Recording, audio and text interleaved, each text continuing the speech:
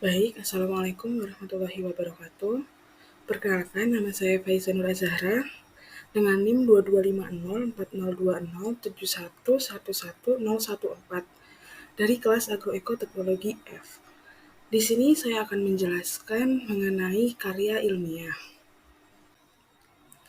Dari materi karya ilmiah ini, ada pun pokok pembahasan yang akan kita bahas. Yang pertama adalah pengertian dari karya ilmiah sendiri, kemudian karakteristik dari karya ilmiah sendiri itu sendiri apa, bentuk-bentuk dari karya ilmiah, bagian-bagian dari karya ilmiah, dan langkah penulisan karya ilmiah. Baik, yang pertama adalah pengertian dari karya ilmiah.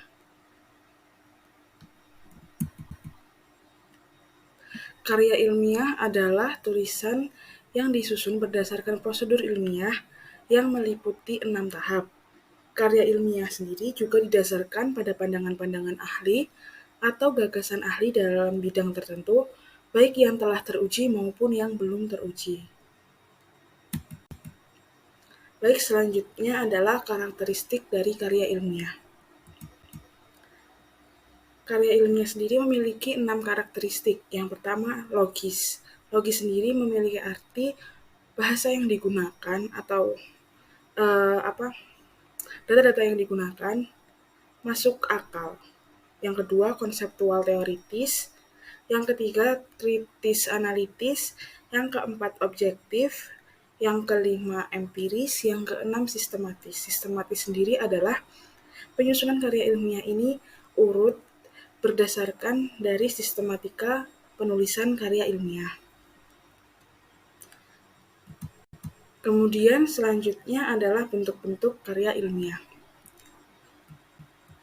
Bentuk-bentuk karya ilmiah sendiri ada 3 macam. Yang pertama adalah laporan penelitian, kemudian ada artikel. Dalam artikel tersebut ada artikel penelitian dan artikel konseptual, lalu yang terakhir adalah makalah. Nah, ini yang pertama adalah laporan penelitian. Laporan penelitian sendiri adalah karya ilmiah yang berisi proses penelitian dan hasil penelitian. Jenis laporan penelitian yang sering digunakan dalam perguruan tinggi adalah skripsi, tesis, dan juga disertasi. Lalu, adapun sistematika dari penulisan laporan penelitian itu sendiri, ada 12 sistematikanya. Yang pertama ada judul, identitas penulis, dan juga identitas lembaga. Lalu ada pengesahan halaman atau halaman pengesahan. Yang ketiga ada kata pengantar, yang keempat daftar isi, yang kelima pendahuluan, yang keenam kajian pustaka, yang ketujuh metode penelitian, yang kedelapan hasil penelitian, yang kesembilan pembahasan, yang kesepuluh penutup. Penutup tersebut terdiri dari kesimpulan dan juga daftar pustaka, lalu daftar rujukan dan lampiran-lampiran yang digunakan. Lalu jenis karya ilmiah yang kedua adalah artikel. Artikel sendiri merupakan salah satu bentuk karya ilmiah.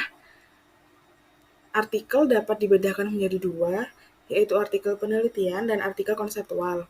Perbedaan dari kedua jenis artikel ini dapat dilihat dari sistematika penulisan dan cara penulisannya. Artikel penelitian disusun setelah menyusun laporan penelitian. Artikel penelitian sendiri adalah karya ilmiah yang ditulis untuk dimuat atau dipublikasikan dalam jurnal atau kumpulan artikel. Komponen yang membedakan artikel penelitian dan laporan penelitian adalah terletak pada bagian abstraknya, kata kunci, kelengkapan data yang dilampirkan, kepadatan sajian, dan bahasa yang digunakan lebih mudah dipahami oleh para pembaca sehingga tidak terjadi keambiguan dalam karya ilmiah tersebut. Kemudian ada artikel penelitian. Ada 3 hal yang menjadi ciri khas dari artikel penelitian ini. Antara lain adalah sistematika, isi artikel, dan prosedur penulisan artikelnya. Sistematika dan isi dari artikel penelitian ini lebih spesifik dibandingkan dengan artikel konseptual. Pada bagian isi ini terdapat metode penelitian, hasil penelitian, serta pembahasan dari hasil penelitian itu. Selanjutnya, Tujuan dari penulisan artikel penelitian ini adalah untuk mempublikasikan hasil penelitian yang telah dilakukan. Lalu, sistematika artikel ini ada 8. Yang pertama adalah judul, tentu saja. Yang kedua, identitas penulis. Yang ketiga, abstrak dan kata kunci.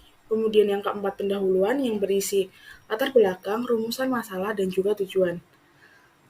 Lalu, yang kelima ada metode penelitian yang bisa diisi dengan alat dan bahan, lalu langkah kerjanya. Yang keenam ada hasil dan pembahasan. Yang ketujuh ada penutup yang berisi kesimpulan dan saran.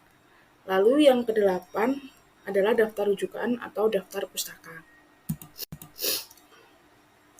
Yang selanjutnya adalah artikel konseptual.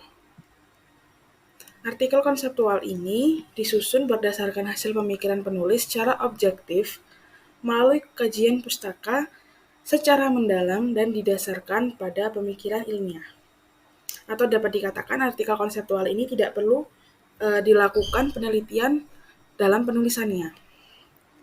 Artikel konseptual mengacu pada semua jenis artikel yang bukan laporan hasil penelitian, termasuk artikel yang menelaah konsep, teori, prinsip, pengembangan model, pemaparan fakta, dan penilaian suatu produk. Nah, sistematika dari penulisan artikel konseptual sendiri ada 7. Yang pertama, ya tentu saja judul, kemudian identitas penulis, abstrak dan kata kunci, lalu ada pendahuluan yang berisi latar belakang, rumusan masalah, dan juga tujuan. Lalu yang kelima adalah isi. Isi dari artikel konseptual ini terdiri dari sub-sub judul yang kemudian dijelaskan sesuai dengan apa yang ada di situ. Kemudian yang terakhir ada penutup. Penutup ini berisi kesimpulan dan juga saran. Yang ketujuh adalah daftar rujukan. Nah, selanjutnya memasuki pada karya ilmiah jenis yang ketiga, yaitu makalah. Makalah adalah karya ilmiah yang membahas suatu topik tertentu secara mendalam, secara sistematis, dan analitis. Tujuan penulisan makalah untuk disampaikan pada forum ilmiah untuk memenuhi tugas yang dipersyaratkan dalam mata kuliah tertentu, lalu menjelaskan suatu kebijakan dan berfungsi menginformasikan suatu temuan. Jenis makalah ini ada 2 macam, dibedakan berdasarkan prosedur pemecahan masalahnya. Yang pertama adalah makalah deduktif dan yang kedua adalah makalah induktif. Kita bahas dulu makalah deduktif.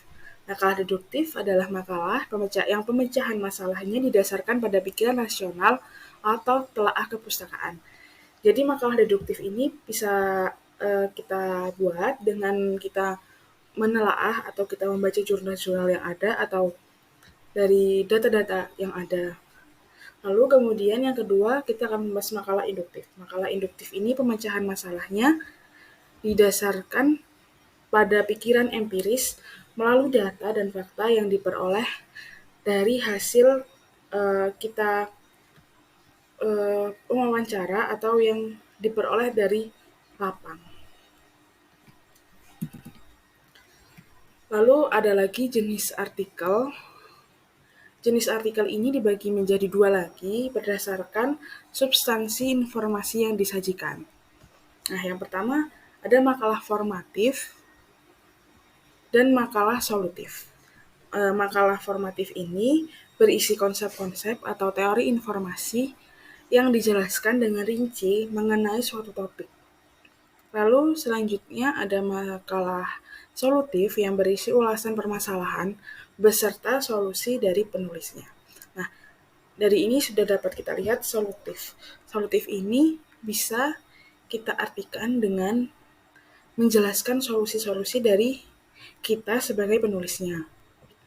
Lalu ada juga sistematika makalah, ada 6. Yang pertama, judul, lalu ada identitas penulis. Yang ketiga ada pendahuluan yang tentu saja berisi latar belakang penulisan itu, dan fokusnya pembahasan atau pokoknya pembahasan. Yang keempat ada pembahasan. Yang kelima penutup yang berisi kesimpulan dan saran. Lalu yang keenam ada daftar rujukan. Sistematika makalah dapat ditulis dengan sistem bab atau subjudul. Lalu kita memasuki pada bagian selanjutnya, yaitu bagian-bagian dari karya ilmiah. Karya ilmiah ini tentu saja memiliki bagian-bagian agar selama penulisan itu kita tidak salah dan tidak melenceng dari urutan-urutan yang sudah ditetapkan.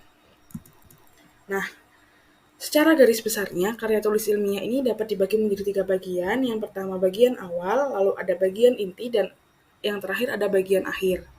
Nah, pada bagian awal ini tentu saja ada halaman sampul yang paling depan, lalu ada daftar isi, daftar tabel, dan daftar gambar jika memang ada. Jika tidak ada, mungkin hanya diisi daftar isi saja. Lalu selanjutnya ada pendahuluan.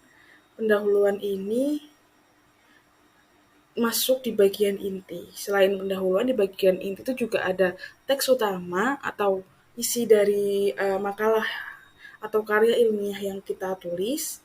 Kemudian ada penutup. Di bagian penutup ini biasanya diisi dengan kesimpulan atau bisa juga diisi dengan ditambah dengan saran. Lalu di bagian akhir ada daftar rujukan atau daftar pustaka biasanya. Lalu yang terakhir ada lampiran. Jika tidak ada, tidak masalah, tidak diberi lampiran. Lalu kita masuk ke bagian selanjutnya. Dalam penulisan karya ilmiah ini, sistematika penulisan memiliki peran yang penting bagi pengorganisasian tulisan. Dengan adanya sistematika penulisan ini, gagasan pola pikir penulis menjadi sistematis dimulai dari bagian pendahuluan hingga bagian kesimpulan. Nah, dalam karya tulis ilmiah ini, sistematika penulisan berarti pengaturan serta penataan tulisan secara sistematis dan berurutan tentu saja. Pengaturan format penulisan karya ilmiah diperlukan karena berhubungan dengan estetika, serta ciri khas penulisan di masing-masing instansi lembaga yang bersangkutan itu berbeda.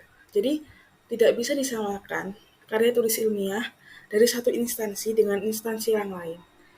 Mungkin memang akan menjadi perdebatan mana yang benar dan mana yang salah, tapi kembali lagi kita mengikuti dari mana instansi kita berasal agar tidak salah. Baik, selanjutnya adalah langkah-langkah penulisan karya ilmiah.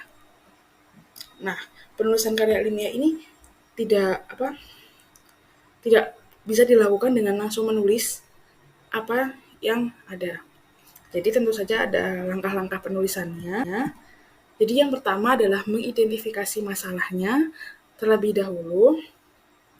Nah, setelah kita mengidentifikasi masalah, kita dapat merumuskan masalah apa yang terjadi di lokasi atau di tempat yang kita pilih untuk menjadi objek dalam penulisan karya ilmiah kita.